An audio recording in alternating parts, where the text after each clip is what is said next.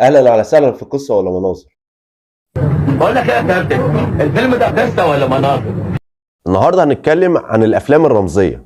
لا مش افلام سهير رمزي، بلاش خفه. خش بقى في الموضوع على طول عشان نخلص. عندك من الافلام الرمزيه زي فيلم مثلا سفير جهنم، ديفلز ادفوكيت، والنوس، اللي هي بتتكلم عن صراع الخير والشر، ادم وابليس. وده ما كانش في الافلام والمسلسلات بس، ده كمان في الروايات. ومن اشهر الروايات اللي احنا كلنا عارفينها روايه الاديب العالمي نجيب محفوظ اولاد حارتنا. هي الاعمال اللي بترمز لحاجه معينه، هي دي الرمزيه. اشهر الافلام اللي هنتكلم عليها بعدين بس ده هياخد وقت، متروبوليس، وده فيلم الماني صامت معمول 1927. فيلم بيتكلم عن مدينه مستقبليه، عربيات بقى بتطير، اشكال عمارات عجيبه، يعني حاجه فيوتشر جدا، بس هي شغاله بمكن والتروس، والمكن ده كله تحت الارض.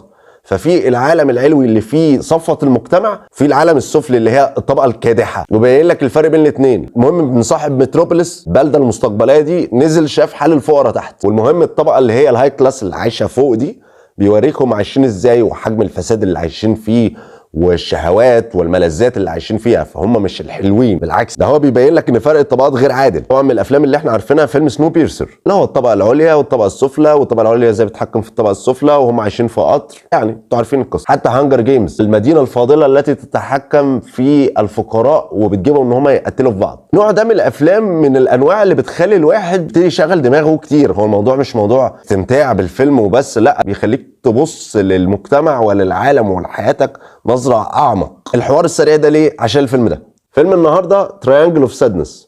on you. I don't want to hear anybody saying no. It's always yes sir, yes ma'am. The sales. Do you think it's possible to wash them? I don't think that's possible, ma'am, because so we don't have any sales. It was sales. Yes. Well then, in that case, we will clean the sails. I want you enjoy the moment. No, No? no, What? You say no to me? no, no. Oh, so it's yes. Yeah, no. Yes. A Russian capitalist and an American communist. On a $250 million luxury yacht.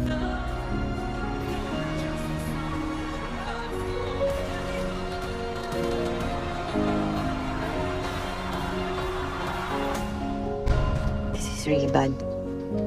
This is really really bad. هو الفيلم شرحه صعب شوية، فهنستعين ببعض الأدوات كده عشان نعرف نشرحه.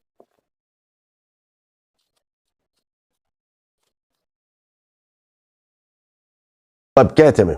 بصوا بقى، دي كده قصة الفيلم. الفيلم بيتكلم عن سفينة، السفينة دي فيها 3 طبقات. طبقة ايه؟ الطبقة العليا، كلامها يؤمر يطاع، دول بقى صفوة المجتمع، اغنى ناس. والطبقه دي في الفيلم اختار لك ناس على الفرازه، يعني مثلا واحد شغلته ملك الروث، معلش احنا اسفين، يعني هو بيتكلم ان هو بيتاجر في مخلفات الحيوانات ويبيع اسمنت عضوي. واحد تاني بيقول لك انا اضع الديمقراطيه في يد الاقوياء، هو اساسا شغلته ان هو عنده مصنع يدويه.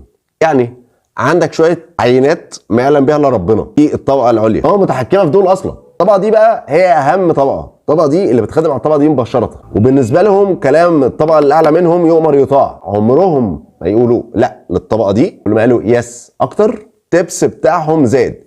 فدول اللي بياخدوا الفرصه من دول منتهز الفرص دائما. الطبقه دي بقى لا حول لها ولا قوه. الخدم اللي تحت خالص، ان هم بينظفوا ويمسحوا، مال الصيانه، ان هم الطبقه اللي لازم تختفي. والطبقه دي ممنوع ان هي تشوف الطبقه دي، والطبقه دي ممنوع ان هي تشوف الطبقه دي. ودول لما بيختفوا من مكان دول بيظهروا عشان ينظفوا. انتوا فاهمين فرق الطبقيه ايه؟ ما ينفعش اي حد من دول يبقى على حريته قدام دول. يعني في واحد في الطبقه اللي تحت عامل صيانه، كان بيحاول ان هو يبقى على طبيعته جدا قدام الطبقه دي، اترفض وقتي. كمان مشوه من السفينه، جابوا له مركب صغيره قالوا اطلع بره السفينه. انتوا متخيلين يا اخوانا التحكم الطبقي هنا عامل ازاي؟ شوفوا قبل ما اقول لكم الحته اللي جايه دي، لازم تعرفوا ان الافلام الرمزيه بغض النظر مختلف او متفق معاها، دي افلام. في بقى في الليله دي كلها، في السفينه دي كلها، كابتن السفينه اللي هو فوق، اللي هو العالي، مش هينفع ده، اللي هو ده، وده المفروض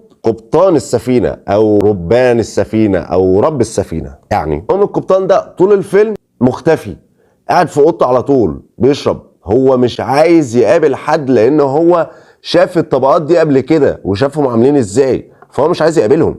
زهد عنهم فاختفى. ده تقريبا نص الفيلم الاولاني او 3/4 بيوريك الصراع الطبقي بيبقى شكله عامل ازاي. المهم النص التاني من الفيلم هو اللي احلى. اللي حصل في الفيلم كده، ده اللي حصل بالظبط. ازاي اللي فوق بقى تحت واللي تحت بقى اللي فوق والنص سليم. اللي حصل في السفينه ان في قراصنه هجموا عليها وغرقت، كل اللي في السفينه تقريبا ماتوا، وفي ناس قدروا يعيشوا. وصلوا للجزيره معزوله. الناس اللي عاشت 3 أو 4 اغنياء، وواحد بس خادم طبقه بي، وخادم اللي هو تحت خالص اللي هو الناس الطبقه العليا اساسا محدش بيعرف يعمل اي حاجه لان كل الناس بتخدمه. كمان وعندك واحد من اللي عايشين قرصان من القراصنه اللي هجموا على السفينه، وده بقى في الكاتيجوري اللي تحت.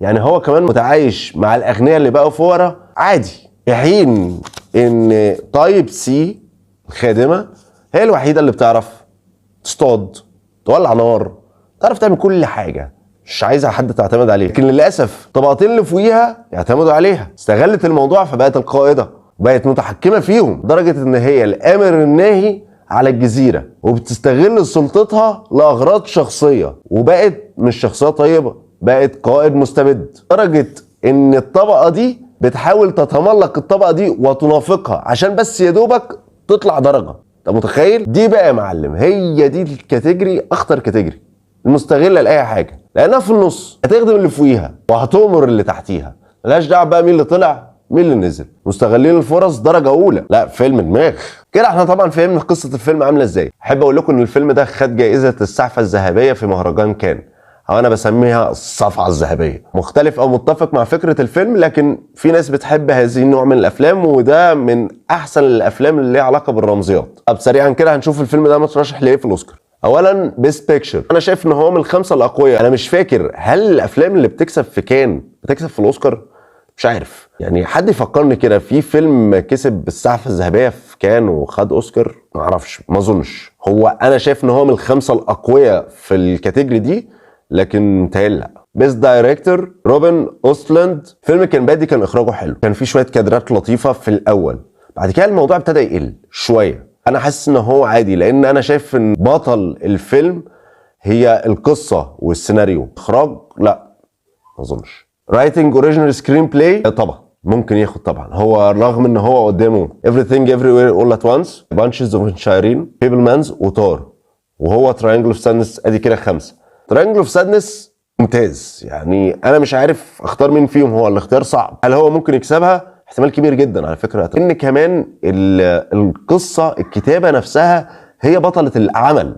الفيلم ده تقريبا انت ما تعرفش اي حد من الممثلين غير اللي هو وودي هارلسون. ده حلو جدا، ما كنتش محتاج ممثلين مشاهير، ان الفيلم نفسه هو اللي صادم. قصه الفيلم والسيناريو والحوار هو ده البطل الحقيقي في الفيلم، هو ده الاوسكار في الفيلم. اللي عايز يتفرج على الفيلم ده انا احب بس احذره ان الفيلم ده فيه كده مشهدين مثيرين للاشمئزاز شويه، لكن هم مهمين وليهم برضه رساله. اي حاجه بتحصل في الفيلم الاخر ليها معنى تاني. في ناس بتحب هذا النوع من الافلام. طبعا الفيلم ده قصه، شويه مناظر. بقول لك ايه يا كابتن، الفيلم ده قصه ولا مناظر؟